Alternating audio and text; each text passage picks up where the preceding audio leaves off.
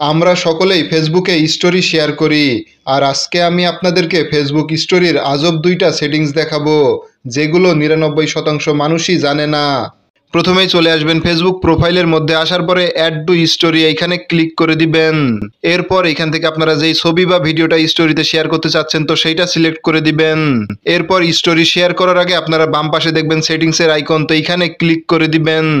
এরপর প্রাইভেসিতে ক্লিক করে দিবেন।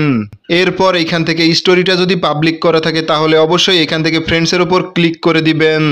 এরপর এখান থেকে হাইড স্টোরি ফ্রম, তো এখানে ক্লিক করে দিবেন। ক্লিক করে আপনার যেই সমস্ত বন্ধুদের সামনে আপনার স্টোরিটা দেখাতে চান না তো তাদের নামগুলো আপনারা এখান থেকে সিলেক্ট করে দিবেন। সিলেক্ট করা হয়ে গেলে এখান থেকে ব্যাক করবেন, তাহলে এই স্টোরিটা ওই সমস্ত বন্ধুদের সামনে শো করবে না। আবার যদি কোনো সময় মনে হয় কোনো একটা স্টোরি কোনো একজন নির্দিষ্ট ব্যক্তিই দেখবে আর কেউ দেখতে পারবে না, এই সেটিংসটা করার জন্য কাস্টমসের উপর ক্লিক করে দিবেন। এরপর যেই ব্যক্তিকে উদ্দেশ্য করে আপনারা স্টোরিটা দিচ্ছেন শুধুমাত্র সেই ব্যক্তিই দেখতে পারবে, তাহলে সেই ব্যক্তির নামটা এখান থেকে সিলেক্ট করে দিবেন।